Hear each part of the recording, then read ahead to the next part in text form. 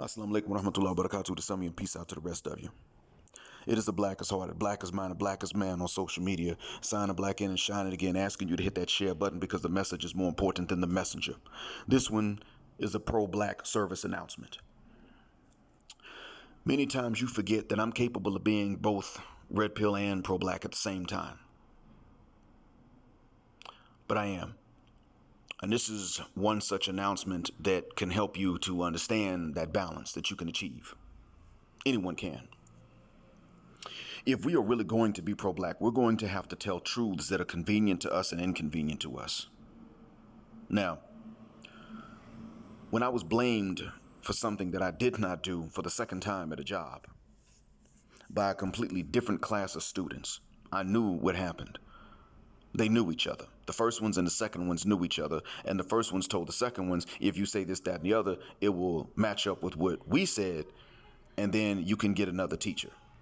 So they did it because I'm that teacher that does not give free grades. And I don't care about their Bedouia. And I don't respect their Bedouin culture and their academic dishonesty. I got no respect for what I'm not bound to. But it was something I did. It was dumb. It was actually one joke. But it was careless on my part.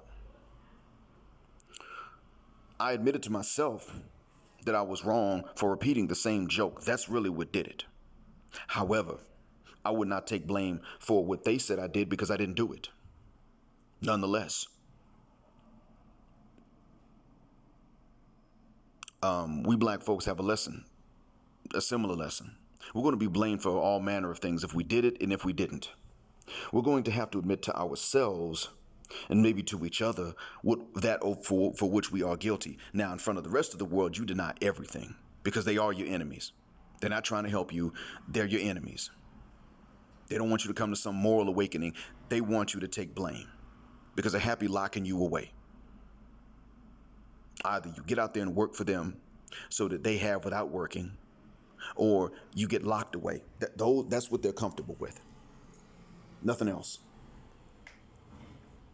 Not the whole world, but most of the world is your enemy. Not everybody. We make that mistake too. And if you're pro-black, you have to admit you've been wrong about something. The whole world is not our enemy, but most of it is. The majority is. And really, most of them don't really want to harm us. They're okay with the distance from us. You have to admit that too.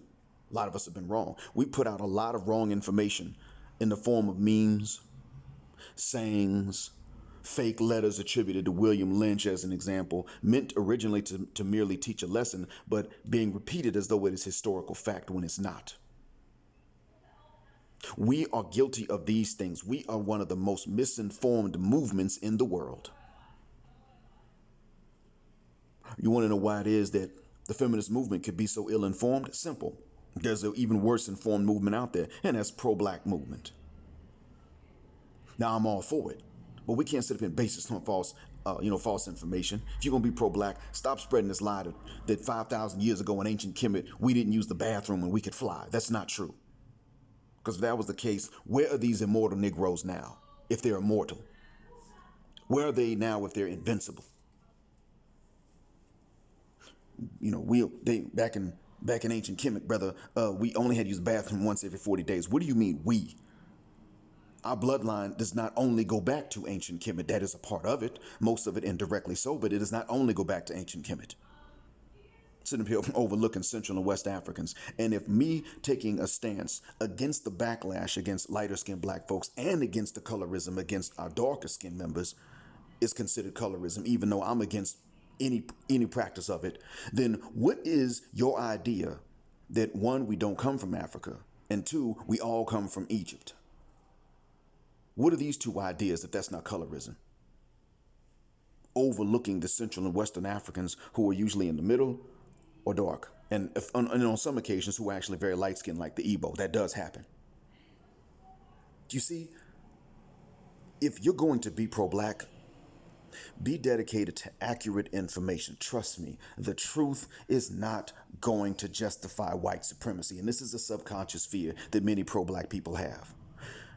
That the truth will justify white supremacy, so go ahead and spread a lie so people don't even feel like doing any research. No, we do come from Africa. Yes, we were also here before white folks were here. But we also do come from Africa. This is your truth. This is what you're going to find out if you actually do the research. Yes, white folks came here, they found black folks and they found red folks. Well, they came over there because I'm not in the U.S. anymore. They went to the Americas, they found red folks, and they found black folks. They found Indians of all different shades, or what they called Indians. They found some black folks. The black folks had come to Africa before the Europeans. They had come from Africa before the Europeans came from Europe. That's the truth. That's what you'll find. So even those so-called black Indians had African origin. Even if the blood types today are different, because you only got 4 blood types. 4 blood types divided between 7 billion people on the planet. Yeah, of course, you're going to have some people that have an atypical blood type for their ethnicity. Of course, you're going to have that.